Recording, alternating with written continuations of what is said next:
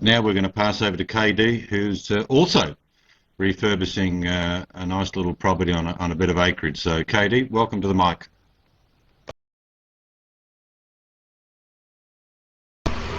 Thank you, Seeds. Yeah, I don't. I posted some videos and stuff, and this week, and talked about things that kind of the plans and everything we had for the inside of the house, and what we're going to do with the inside of the house, and kind of like what you were talking to Herbster about having him video and go through and kind of show or tell about what the plans were for the house and how everything was going to, kind of describe things to everyone out there. So that's what I did this week, and I posted 3 videos in a series, and then a couple extra videos. There's a video in there of some cucumbers and beans that my son and we've been kind of doing a little experimental garden to see how it would grow, and so far we've had a little bit of luck with that. So, but that's all I have. If you have any questions.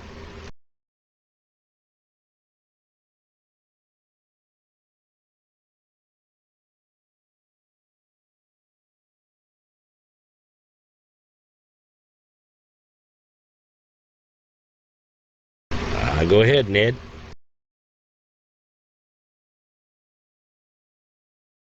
I heard you mention you had a son. Do you plan to get him in on the project as well when he's not in school? Yeah.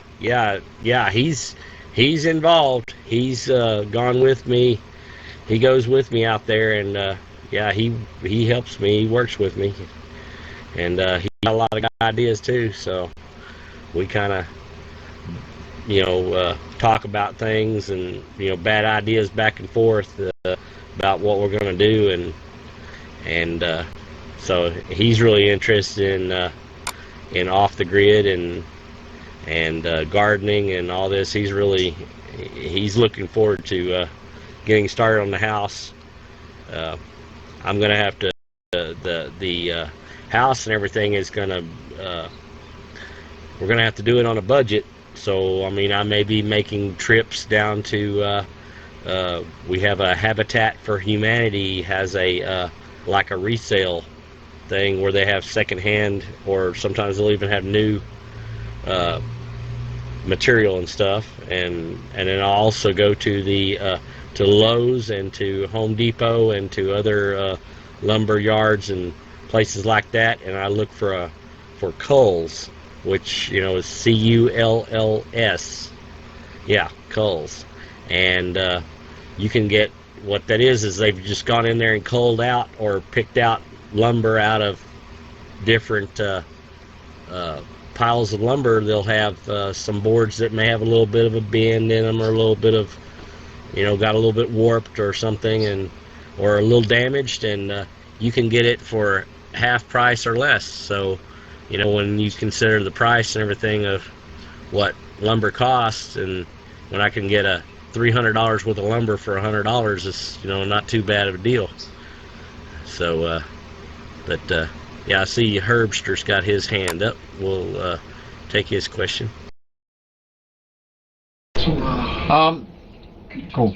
Katie, maybe you can inform us on exactly how much percentage are you going to try to go off grid, as far as maybe it's water, sewage, electric, so on.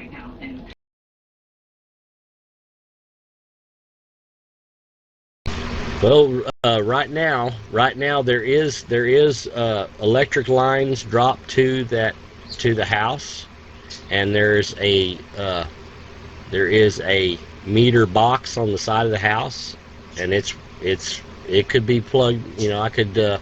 I could call and get it turned on. The area where the house is at, they deregulated that and opened it up to multiple power companies, if you will. It's the power all pretty much comes from one place, but these power companies, they deregulated and they allow them to buy power, and each one of them has a different contract, so one of them might get a better deal than the other. And so what they'll do is you have multiple choices of power companies to deal with, or to pick from out there. So I mean, I was thinking maybe go grid tie if I could get where I could supply all my needs as far as power with solar and wind. If I could meet all my needs, I would call them up and tell them disconnect, and I would go out there and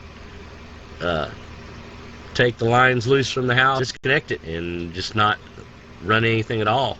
And if I needed backup power other than that, if we came to a problem, I have a generator. I've got generators, and I can get my hands on, I know how to work on things like that, and I can get my hands on equipment like that and build my own generator if I needed something to run like that. If there wasn't, if we had a problem where it wasn't sun. But I mean, if we have that problem, we're going to be looking at a lot worse problems than just having electricity.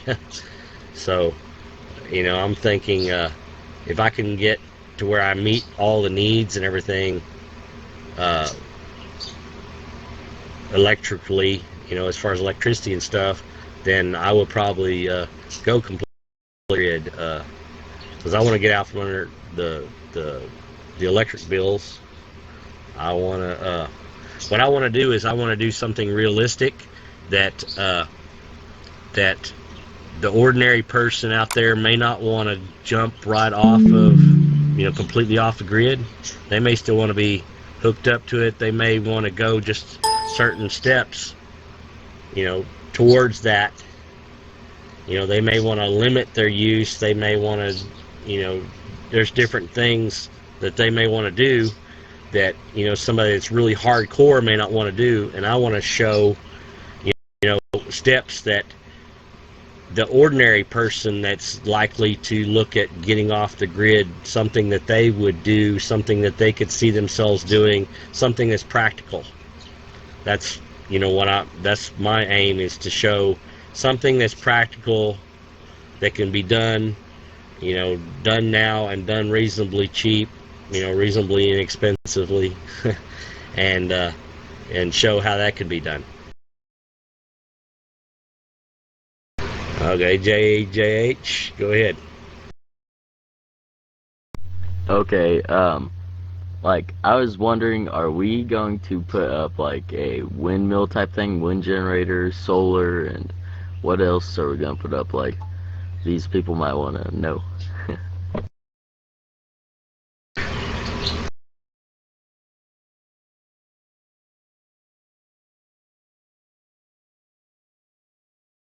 Fell off there, KD.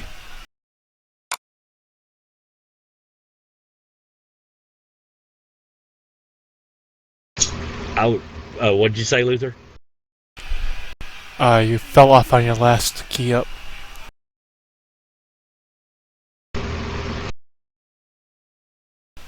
Fell off again. You gotta watch it. Make sure a little yellow light lights up, otherwise you're not broadcasting.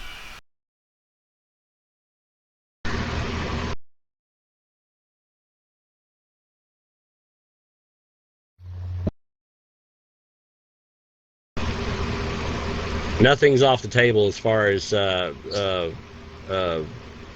wind or solar or wood gas, or, I mean, where we live, we have a lot of the mesquite trees, and they're a hardwood. They're kind of like they're a hardwood. They're not a soft wood. It's a hardwood, and they put off a lot of BTUs for the as far as JH, yeah, we were talking about that, Herbster. Yeah, as far as like wind and solar and all that, I'm looking at if I can find a generator, build a wind turbine. I was thinking like a vertical wind turbine actually.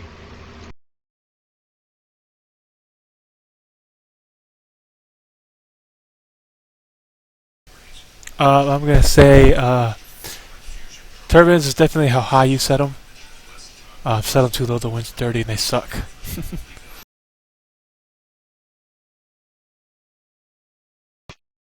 Any source of power is good as far as I'm concerned. The question, I think I asked it last week. I just wondered what your thoughts have been during that time, KD, about utilising your off-grid camper to live on the property while you do the property up. Have you rethought when, or maybe if you still going to do that? Yeah, we're still planning on doing that. It may be. Right now I've got a project I'm working on here in town at the house here in town, and then once we get that done and get a few other things done, then we're gonna pull the trailer out there and park it up next to the house. It's got a septic tank out there. There's a septic tank. Uh, uh, I don't know whether we're gonna go on, hook the house up yet. I haven't made up my mind yet what I'm gonna do on that. It all depends on whether we just go out there and maybe stay on the weekends and work on the weekends, or whether we're gonna be there throughout the week and the weekends, as to whether we're gonna maybe hook up power and stuff to the house, because I've got 2 generators. I mean, I don't have a problem, shortage of ways to generate power. I've got a generator that runs the whole trailer, and then I've got another generator that I can use for equipment and stuff inside. I've got quite a few tools, air compressor, and I mean, I've got a good sized air compressor, like a shop air compressor.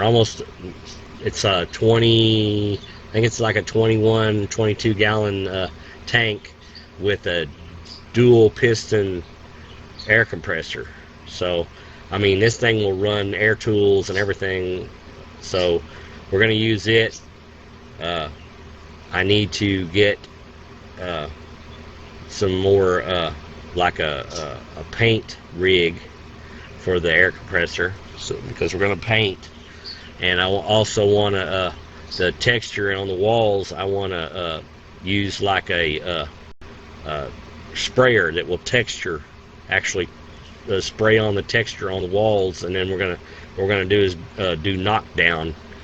And what you do is you spray that on, you kind of let it dry a little bit, and then you go over it with a trowel and you knock it down, and it's like a modern texture that they put on the walls in newer homes now. So I'm wanting to do something like that.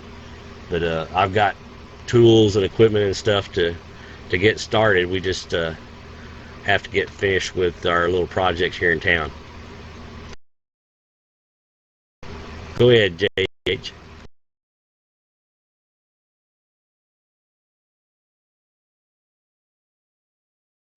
Okay, like, how are we going to, like, run the power and everything, like, from the panel? And, like, are we going to go off, are we going to be on grid while we're, like, staying there, fixing on the house, or what?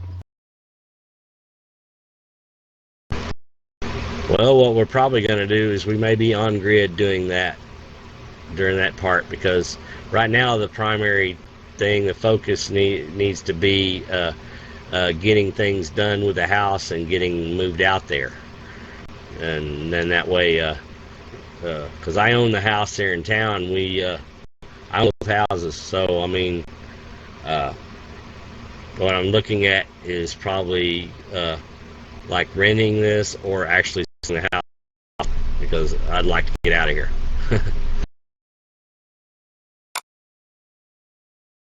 Go ahead. Okay, and if we do get solar panels, will we set them on, like, the roof, or are we going to set up a thing in like the back pasture or the backyard or what?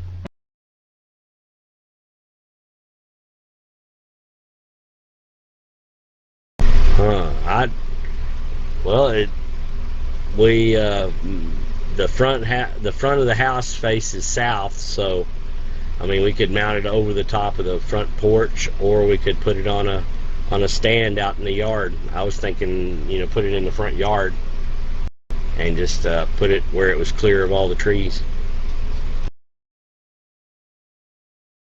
Because I have a mount for a satellite dish, and it has the motor on it to actually move the satellite dish to where the satellite dish will track from east to west or from north to south. So we could actually use something like that, or use that mount for the satellite dish to actually mount solar panels to it, and put a sensor on it, and you could actually make a computer or like a Raspberry Pi or something like that actually track the sun and have it just follow the sun as it goes by every day. And then when it goes down for the night, the sun goes down for the night, well then we automatically just have a thing reset and go back to the east, so it catches the sun in the morning.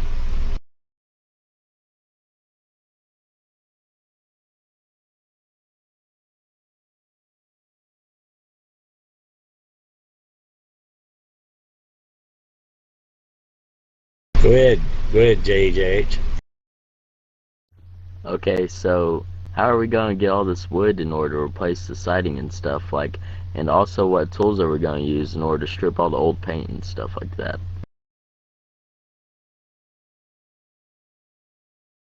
Well, we have the oscillating tools from Harbor Freight.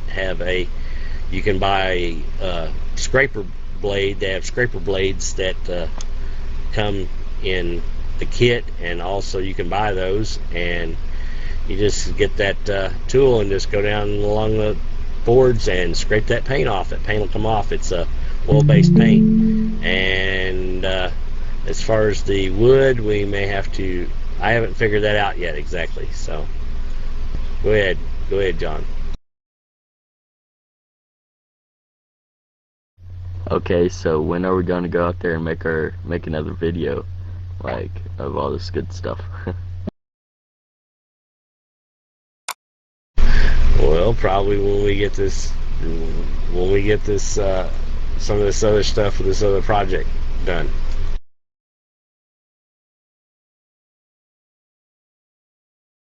That's when I plan.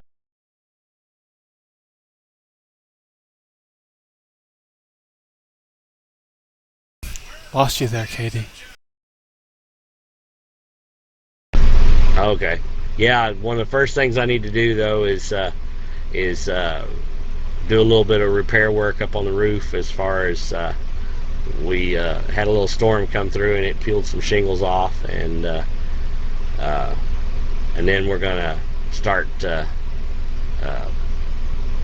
getting that one door, that sheetrock taken out from that one door, and getting that opened up, and then start boxing things in, and look at what we've got to do as far as bracing, making sure the floor and everything back there, because I've got a wall back in the back part of the house that I noticed that I think has settled a little bit, so it needs to be jacked up and leveled, and just make sure the floor is all level and all that. So once that's done, then we can go in there and finish framing out everything in the walls, and start making sure all the electrical wiring, all the wiring and everything that's going to be installed in the house gets taken care of, and then we can start sheet rocking and maybe replace some windows on the outside. I have to, a lot of that's still up in the air because I'm trying to do this on a budget, and I've got a real tight budget, so.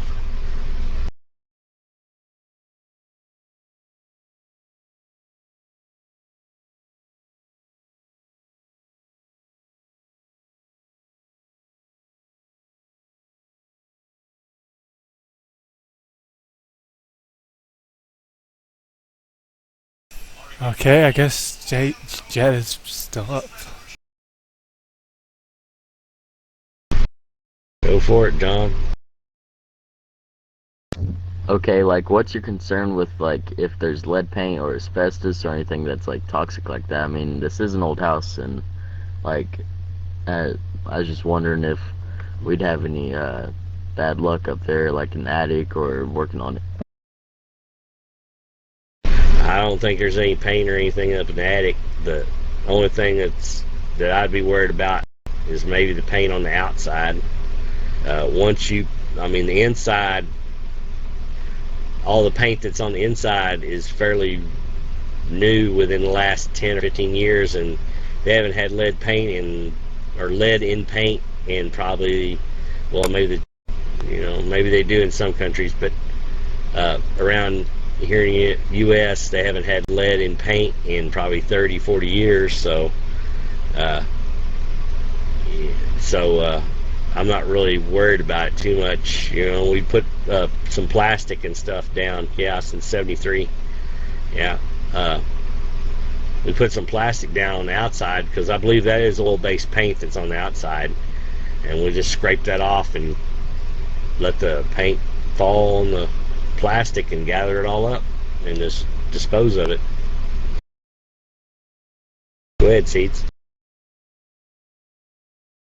Okay, if I can sort of get to the point that we'll end this part of the show, Katie. It doesn't mean we'll end the discussion in the room, of course, but if we can get again a summary off you about what sort of things are happening this coming week until we see you again next Monday night on the show, what your plans are for this week.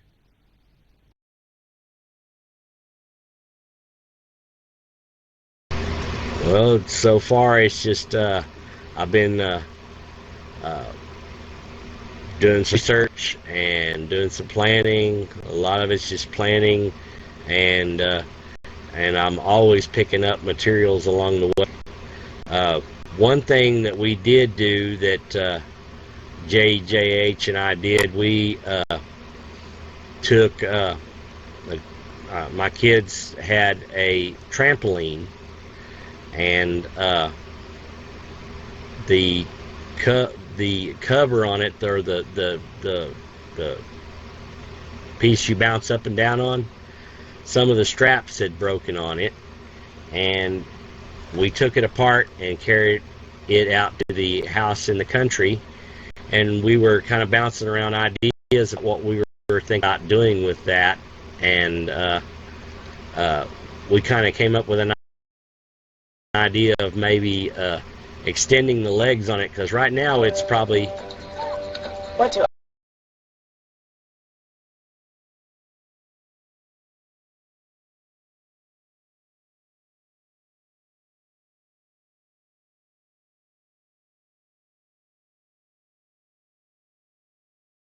Okay. Kind of got interrupted by the phone, I see. yeah, but anyhow, getting back to what I was saying, with the trampoline's probably about 3 foot tall or so, 3.5 foot tall to the top of it. And what I was thinking is, with this one that they've got, there's poles that strapped on or clamped onto the side of the legs, and it had a net that went all the way around it. Well, what I was thinking about doing was using those poles, because it all snaps together. It has like pins that you push out of a hole, and you can unsnap it and then lock it together. You can snap it together and lock it together. And what I was thinking we'd do is see if we couldn't configure it in some way as to where we raise the level of where the trampoline fabric is, raise that up higher, and then put like a cage material on, put the whole thing together and raise it up higher, and like extend the legs of it, because the kids were able to push that around the yard pretty easy. We kind of had the idea of maybe putting some cage around the bottom of it, putting a door on the side of it, and making a chicken tractor out of it, because it's 12 foot in diameter, at least 12 foot in diameter. So I'm thinking that would make a pretty good size chick tractor, and it's fairly easy to push around.